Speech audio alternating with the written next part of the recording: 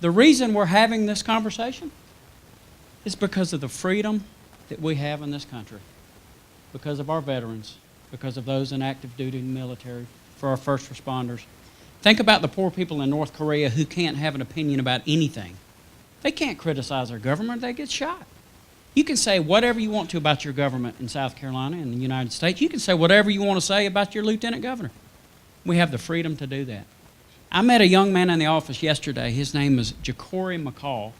He's a senior in Dillon, senior in high school, and he has gotten 1,600 handwritten Christmas cards that he's given to the Red Cross that's going to give to our military deployed across all over the world. Amazing. That was just so inspirational. My wife Ann is here. I did serve 12 years in the South Carolina Senate. I am a registered pharmacist, so Ted, you have a politician and a drug dealer before your group today. But serving as your lieutenant governor has been an incredible experience. One, because of the freedom of speech that we have, and two, it's been a wonderful experience to meet incredible people all over South Carolina. And I appreciate the opportunity to visit with y'all today. Yeah, thank you. First question we're asking is related to taxes. So when you look at South Carolina, I reference a study that said South Carolina was 37th out of 50 by the, ranked as a state business tax climate index ranks them. If you look at the tax structure in South Carolina, what sort of reforms, if you were elected governor, would you try to implement and make happen? Well, first thing I'd like to do is I have co-sponsored the fair tax. The fair tax is a sales tax. The sales tax puts you in charge. You decide when you're going to spend your money, and you decide when you're paying taxes. I have co-sponsored Senator Shealy's bill to eliminate the income tax. The income tax punishes success, and it's awful. Act 388 was great for the homeowner. We took the school operating expenses off the homeowner, but manufacturers and small businesses are getting hammered. And as Glenn McConnell has always said, the taxpayers had more home rule than we can afford. So those are my three solutions to taxes. And I'll tell you this, you talk about eliminating the income tax, and if a politician says, how are you going to pay for it? If you talk about cutting taxes and a politician says, how are you going to pay for it? They are telling you that your money belongs to them before they even take it out of your pocket. We replace it with freedom. That's how we pay for it. Leaving money in the pockets of the consumer is the very best thing we can do to spur our economy. Thank you. Workforce and workforce development, I know you're familiar with it from your role in the Senate. At 4% unemployment, it's full employment. We have a workforce issue here, whether it's a numbers game or whether it's a skills gap that we have to address. What sort of proposals would you try to implement as governor if you were elected governor to address the problem? Well, the first problem we have, Ted, is a low participation rate. Now, this is a lot of retirees. This is a lot of disabled people that cannot work. But there is evidence of a significant amount of folks gaming the system, using your taxpayer dollars to not work. We are paying people to not work. We've got to stop that. And as your governor, I will investigate these cases. I ran into a gentleman yesterday who, this is just a story, I don't have the evidence, but I think we need to investigate these types of things. Somebody was in front of him that had $500 on their EBT card, had a $50,000 SUV, and was talking about the business they owned. There's something going on here with those types of things. I think we need to look at that. And Ted, as you know, the Department of Employment and Workforce at one time was a check writing agency. Unemployed person goes into that agency and they walk out with an unemployment check, using your taxpayer dollars to pay people to not work. And Ted, you were part of the new director, Cheryl Stanton, and I want to thank you for your part in that. And now DEW is an agency that helps people find work. So instead of subsidizing laziness, we are restoring the dignity of the unemployed, finding them jobs where they're providing for themselves and providing for their families. And we have seen since 2013 a $698 million tax reduction that our employers pay. And this leads me to why I'm a big proponent of a cabinet agency form of government. Ted, you saw the culture of that agency change overnight with a new director, with new leadership.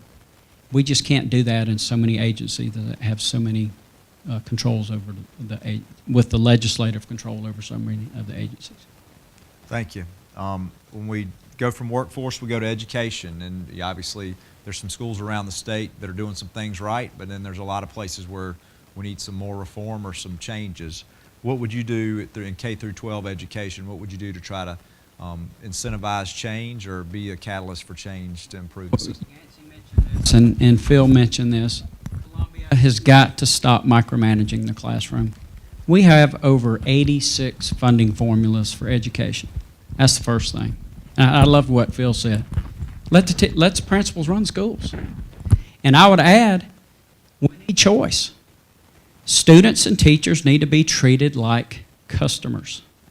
The free market works in every aspect of life, and we need to get these free market principles in education. I sponsored the tax credit for exceptional needs children, where if the exceptional needs child, if their needs were not being met in the public system, they could have a tax credit to go elsewhere, and it's working wonderful for these children, and I would like to expand on that.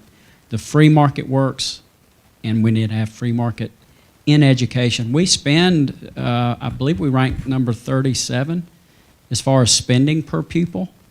So the spending is not the issue, it's the outcomes. And if we want to do different outcomes, we've got to change how we do things. And I believe school choice is the key, and it will transform education overnight.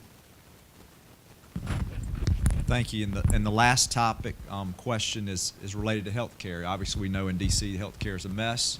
What sort of state solutions would you try to implement or see happen in health care here in South Carolina? Well, first of all, we elected a president and a Congress to repeal Obamacare, and they have not done that. And there's this talk about replacing, and anything to replace Obamacare has got to have free market incentives to reduce the costs of health care. One example is to be able to buy insurance across state lines. I am a Medicaid provider myself, and Medicaid pays for everything, and it's income-based. And if we could get the flexibility from Washington, I would like to see a sliding scale coverage of Medicaid. Right now, if you have Medicaid, you get everything paid for. If you take an extra job and make $1 too much, you lose all the coverage. I've had employers tell me of their low-wage earners that qualify for Medicaid. I have no problem for low-income folks using Medicaid, but they have denied a raise because they would lose their Medicaid coverage. So we could use a sliding scale to where if your income increases, you have a higher deductible, you have a higher copay. And I do believe we will get that flexibility from Congress. And here again, there needs to be work requirements, and I believe we will be granted that flexibility to have work requirements for Medicaid coverage. All right, thank you. And closing comments, do you have anything you'd like to leave us with? Sure, I'd love to, Ted. You know, I have a 12-year record of promoting your liberty and protecting your wallet. And our founders envisioned 3 branches of government: the legislative branch, the executive branch, and the judicial branch. In South Carolina, we have one branch of government. We have the legislative branch that covers way too much of the executive, way too much of the judicial, and this is a breeding ground for the ongoing corruption probe that we're seeing in South Carolina. It's because we have the legislative state. There is no separation of powers. There is no checks and balances. There's been an ongoing grand jury meet several years. The FBI has been in South Carolina for several months. There's been indictments. There have been corroborating witnesses. We don't know what's next, but it's the legislative state. One example is the DOT. The gas tax is not going to fix your roads.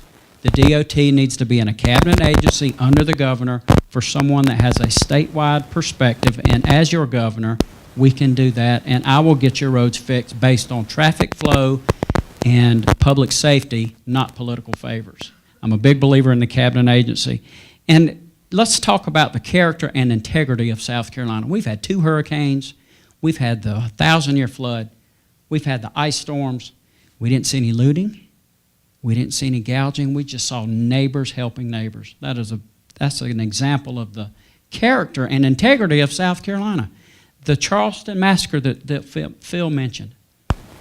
Do y'all remember how family members from one of those murder victims showed up at that racist murderer's trial just a few days later and offered their forgiveness and shared the love of Christ? That was amazing. That type of character and integrity is not reflected in the State House. And it is my goal as governor to reflect and restore the integrity and show the character of South Carolina into the government and return your government to you, the taxpayer.